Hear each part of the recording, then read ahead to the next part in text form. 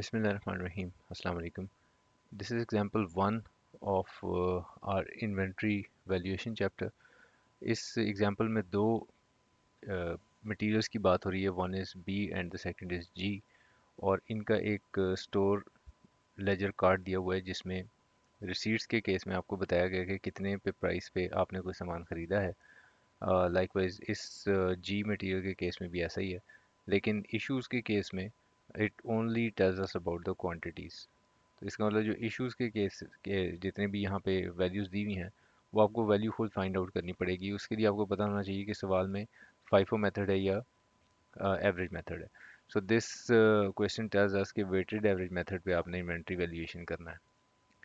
जो सवाल का रिक्वायरमेंट है, तीन चीज़ें आपसे पूछा है कि आपने पीरियड के एंड के ऊपर एक फ़िज़िकल काउंट किया है इन्वेंट्री को जाके.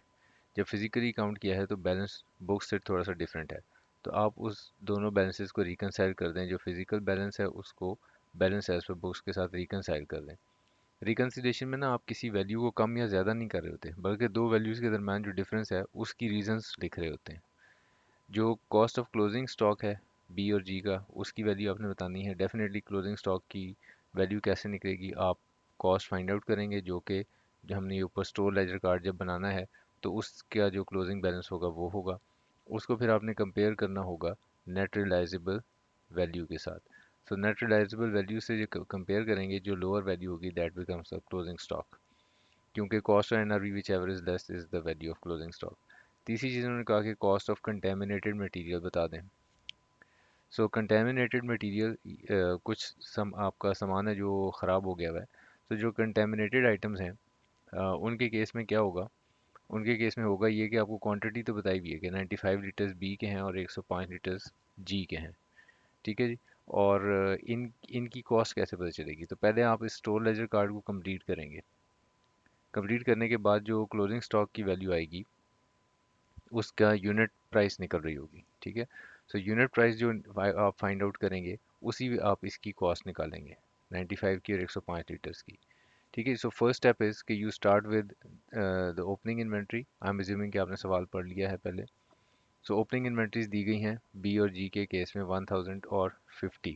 सॉरी ये 50 तो इसका पर यूनिट वैल्यू है, 500 और 1000. ठीक है जी. सो ये इनकी क्वांटिटी बताई गई है और कॉस्ट भी आपको बता दी है 50 और 115. यहाँ से आप शुरू करेंगे अपने स्टोर लेजर कार्ड को. ये सारे के सारे रिसीट्स रिकॉर्ड करेंगे इन वैल्यूज़ पे जो वैल्यूज़ दी गई हैं. और इश्यूज जो हैं उसकी वैल्यू आपको ज़ाहिर एवरेज कॉस्ट में आपका जो जैसे जैसे परचेज नहीं आता जाता है वैल्यू पर यूनिट डिफरेंट होती जाती है. ठीक है जी. सो इस तरह से स्टोर लेजर कार्ड आपने कंप्लीट करना है. स्टोर लेजर कार्ड में सिर्फ एंड के ऊपर जाकर जो कुछ आइटम्स हैं जिसमें गलती है जिसको आपको करेक्ट करना होगा अपनी बुक्स ऑफ अपने स्टोर लेजर कार्ड को. और वो ये है कि 240 लीटर्स बी के केस में और 150 लीटर्स जो आपने ख़रीदे थे जी के, वो गलती से रिकॉर्ड हो गए. 240 को आपने 420 रिकॉर्ड कर दिया, यानी कुछ ज़्यादा आइटम्स रिकॉर्ड कर दिए. एक्चुअली तो आपने खरीदे 240 हैं, तो इसको अपने रिकॉर्ड में पहले करेक्ट करना पड़ेगा. इसी तरह जो 150 है उसको आपने 250 रिकॉर्ड कर दिया है, यानी आपने ज़्यादा रिकॉर्ड कर दिए हैं. तो अपनी जो रिकॉर्डिंग है स्टोर लेजर कार्ड की उसको आप करेक्ट करेंगे. ठीक है. सो स्टोर लेजर कार्ड आपके जो सोल्यूशन में आपको दिया गया है वो बिल्कुल इसी तरह है. जो ओपनिंग इन्वेंट्री है उससे आपने शुरू करना है. जैसे मैंने आपको यहाँ बताया था 1500. इसकी पर यूनिट प्राइस भी आपको दी हुई है. और इसके बाद आप जितने रिसीट्स थे वो उसी वैल्यू पे रिकॉर्ड करेंगे जितने यहाँ पे सवाल में बताए गए हैं. ठीक है. सो ये वही रिसीट्स हैं जो आपको बताई गई हैं. और इसी तरह दूसरे केमिकल के केस में भी ये वही रिसीट्स हैं और इनकी वैल्यूज़ भी आपको बताई गई हैं. So these are the receipts and these are the values. So आखिर में जो ये डिफरेंस है 240 का और 420 का, ये 180 यूनिट्स बनता है. और इसको आप करेक्ट करेंगे, एक नेगेटिव एंट्री करेंगे रिसीट साइड पे, क्योंकि आपने ज़्यादा रिकॉर्ड कर लिए थे. इस 420 को करेक्ट करने के लिए आपने ये एक नेगेटिव एंट्री की है. और डेफिनेटली 420 जिस वैल्यू से रिकॉर्ड किया था उसी से ही आप इसको भी करेक्ट कर रहे होंगे. इसी तरह ये जो 150 है आपने रिकॉर्ड किया था, इसको 250 से एक्चुअली करेक्ट करना है. तो इसका मतलब 100 का डिफरेंस है. तो आप यहाँ पे 100 जो है वो एक नेगेटिव एंट्री करेंगे. क्योंकि आपने इसको रिकॉर्ड 250 से कर दिया था, और जो 250 को जिस पर यूनिट से रिकॉर्ड किया था उसी पर यूनिट से इसको करेक्ट भी कर देंगे। सो इस this is quite simple area कि जिसमें आपने स्टोर लेजर कार्ड बनाना है, और उसके बाद आप इसका क्लोजिंग स्टॉक आपको पता है कि कितनी वैल्यू का बन चुका है। ठीक है, सो ये कैलकुलेशन जब आपकी कंप्लीट हो गई तो आपका पहला काम कंप्लीट हो गया कि आपको बैलेंस एज पर बुक्स भी पता चल गया कि एक्चुअली किताबों के हिसाब से 230 और 250 बैलेंस है। सो ये जो 230 और 250 बैलेंस है, ये आपका बैलेंस एज पर बुक्स है। ठीक है, इसको मैच करना है आपके फिजिकल काउंट बैलेंस के साथ।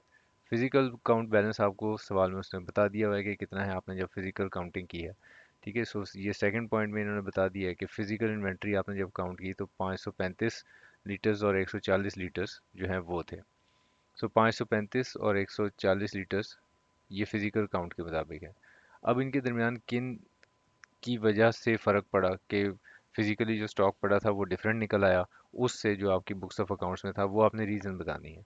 सो वो यहाँ पे जो ये आइटम्स बताए हुए हैं इनका आपने इनके केस में आपने ये फाइंड आउट करना है कि क्या मुझे इसको प्लस करने की ज़रूरत है या माइनस करने की। तो वो मैं अभी आपसे डिस्कस करता हूँ कि इन आइटम्स को क्या करना होगा आपको। सो पहले ज़रा क्लोजिंग स्टॉक को कंप्लीट कर लेते हैं। सो क्लोजिंग स्टॉक की जो आपसे रिक्वायरमेंट थी उसमें आप क्या करेंगे कि ये 230 आइटम है यहाँ पे और 250 आइटम है यहाँ पे, लीटर्स कहते हैं इसको। ठीक है, सो ये जो लीटर्स आप, ये जो क्वांटिटी आपके पास अवेलेबल है क्लोजिंग स्टॉक की, इसमें कंटेमिनेटेड आइटम भी शामिल है। सो कंटेमिनेटेड देखें ज़रा कितना है जो सवाल में बताया हुआ है। कंटेमिनेशन की वजह से 95 लीटर्स है और 105 लीटर्स है। तो 95 और 105 लीटर्स की जो कॉस्ट बनती है उसको कंपेयर करेंगे 95 और 105 लीटर्स की एनआरवी से। सो नेट रिलाइजेबल वैल्यू आपको स्ट्रेट वे इन्होंने बता दी है कि नेट रिलाइजेबल वैल्यू 20 और 50 है। ठीक है, सो अगर आपको कॉस्ट मालूम हो तो इससे कंपेयर कर लें। तो हमने करना क्या होगा, जो क्लोजिंग स्टॉक हमारे पास बना, क्लोजिंग स्टॉक कितना बना था, ये 230 12,641 रुपए का। सो 230 12,641 रुपए का। इसमें से पहले तो मैं कंटेमिनेटेड आइटम को निकाल देता हूँ। तो वो कंटेमिनेटेड आइटम देखें ज़रा यहाँ पे कितना है, 95, और इसकी एनआरवी है 20। सो 95 को मैं निकाल देता हूँ यहाँ से, और इसकी कॉस्ट से निकालूंगा। कॉस्ट एग्जैक्टली वही होगी जो क्लोजिंग स्टॉक की है। ये 54.96 कहाँ से आया, यहाँ से आया। सो इसको आप माइनस कर दें और एनआरवी जो है वो इसको ऐड कर दें। इसका इम्पैक्ट यही बन रहा है कि आपने एक्चुअली क्या किया है, इस 95 लीटर्स को की वैल्यू को रिड्यूस कर दिया है to its net realisable value, क्योंकि कॉस्ट को आपने निकाल दिया टोटल में से और एनआरवी पे इसको रिकॉर्ड कर लिया। तो ये आपके क्लोजिंग स्टॉक की वैल्यू बन जाएगी। बिल्कुल इसी तरह आप जी के केस में भी ऐसा ही करेंगे कि 250 लीटर्स आपके पास बचे हुए थे। सो ये 250 लीटर्स हैं, इनकी पर यूनिट वैल्यू आपको पता है 115.34, और इसमें से कंटेमिनेटेड 105 निकाल दें, और उसी वैल्यू पे, जिस वैल्यू पे आपने क्लोजिंग स्टॉक को वैल्यू किया था, और फिर जो एनआरवी दी हुई है उस वैल्यू से इसको दोबारा से ऐड कर दें। ठीक है, सो एक्चुअली हुआ ये कि 250 यूनिट्स में से 105 कंटेमिनेटेड थे और बाकी जो बैलेंस था दैट वाज ओके। तो आपने किया ये कि जो कंटेमिनेटेड है इसकी कॉस्ट को पहले अलहदा कर दें 250 में से, और फिर वापस इसकी एनआरवी जो है वो इसमें लिख दें। ठीक है, so this is the question. आप इसके फिगर वर्क में अगर आपको जो कन्फ्यूजन हो सकता है वो ज़्यादा से ज़्यादा ये जो एडजस्टमेंट्स दी गई हैं आपको यहाँ पे, इनमें हो सकता है। सो हम ज़रा रिकन्सिलिएशन वाले आइटम्स को डिस्कस कर लेते हैं।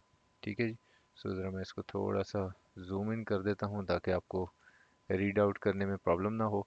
सो फर्स्ट वन जो पॉइंट नंबर 3 है उसको मैं पढ़ रहा हूँ कि due to contamination 95 litres of B and 105 litres of G were excluded from stock check. Excluded from stock check का मतलब फिजिकल काउंट में तो ये शामिल नहीं हुए हुए, लेकिन बुक्स में तो लिखे हुए हैं। तो इसलिए आप क्या करें, जो फिजिकल बैलेंस से चूंकि आप स्टार्ट करें अपना रिकन्सिलिएशन, तो इन दोनों को वहाँ पे जमा कर लें ताकि ये मैच हो सके बुक्स के साथ। Point number 4 is 250 liters of B which was received on 1st June and 95 liters of G which was issued on 31 May after physical count were included in physical inventory. So अब ये कह ये रहे हैं आपको actually कि आपने B के 250 लीटर थे जो आपको रिसीव हुए थे 1 जून को, और ये फिजिकल अब फिजिकल काउंट के बाद एक्चुअली रिसीव हुए थे, ठीक है। तो इसका मतलब है, और these were included in the physical count. अब आप यहाँ पे देखें जरा, आप कैलकुलेशन किस मंथ की बना रहे हैं, सबसे पहले तो आप ये देख लें। सो कैलकुलेशन आप बना रहे हैं सवाल में, this is for the month of May, ठीक है जी। सो मंथ ऑफ मई की अगर आप कैलकुलेशन बना रहे हैं और आपको सामान 250 litres of B was received on 1 June, तो इसका मतलब इस मंथ का तो ये रिसीट है ही नहीं, ये तो रिसीव ही आपको 1 जून को हुआ है। तो मई की तो इस वैल्यूज़ में इसको होना ही नहीं चाहिए। तो इसका मतलब सही वैल्यू कौन सी होगी, जो आपकी बुक्स की वैल्यू है, क्योंकि बुक्स में तो ये नहीं होगा लेकिन फिजिकल काउंट में ये शामिल हो गया। तो इसके लिए फिजिकल काउंट में से इसको माइनस करना होगा ताकि वो बुक्स के बैलेंस के बराबर आ सके। इसी तरह जो 95 लीटर्स है, जो आपने इशू किया था 31 मई को, लेकिन आपने इशू 31 मई को किया है, लेकिन फिजिकल काउंट के बाद आपने इसको इशू किया है, इसका मतलब फिजिकल काउंट में ये गिना गया है। एक्चुअली तो इसको नहीं गिना जाना चाहिए था, क्योंकि 31 मई में अगर इशू हुआ है तो उसको तो वैल्यू से स्टॉक से माइनस होना चाहिए, ठीक है। तो अब इसको 95 को भी आप माइनस कर लेंगे। Point number 5 is 150 litres of B was held by M L on behalf of customers. Customers के बिहाफ पे अगर आपने रखा हुआ है तो इसको फिजिकल काउंट में नहीं होना चाहिए, इसको माइनस कर लें। और 100 litres of chemical G was held by one of the supplier. अगर सप्लायर के पास पड़ा है, इसका मतलब फिजिकल काउंट में नहीं आ सका, इसको जमा कर लें फिजिकल काउंट की वैल्यू में। Point number 6 is 100 litres of B and 200 litres of G were return from production process on 31 May and 1 June. So अब जो सेकंड रिटर्न है 200 लीटर ऑफ जी, उसका तो कोई इम्पैक्ट नहीं होगा, क्योंकि ये तो रिटर्न ही आपका मंथ खत्म होने के बाद हुआ है, तो ये इस मंथ का ट्रांजैक्शन ही नहीं है एक्चुअली। तो इसलिए इसका तो कोई इम्पैक्ट नहीं होगा आपके कैलकुलेशन में।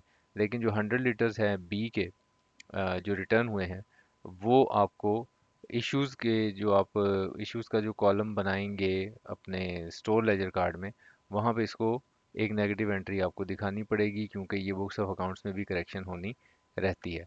तो इसलिए ये जो आपने यहाँ पे physical sorry store laser card जो बनाया है, इसमें आपको एक नेगेटिव एंट्री दिखानी पड़ेगी कि ये रिटर्न हुए हैं, सामान जो है कुछ रिटर्न हुआ है। सो दिस 100 ऑफ बी जो है, जो प्रोडक्शन प्रोसेस से वापस आया है, इसको स्टोर लेजर कार्ड में भी आप एंटर करेंगे, ताकि फिजिकल और फिजिकल में तो सॉरी जो स्टोर लेजर कार्ड है उसकी वैल्यू ठीक हो सके, ठीक है। So that's how calculations will work. इसमें अब अगर आपका मज़ीद कोई कंफ्यूजन होगा तो I will be happy to address it. Thank you very much, take care.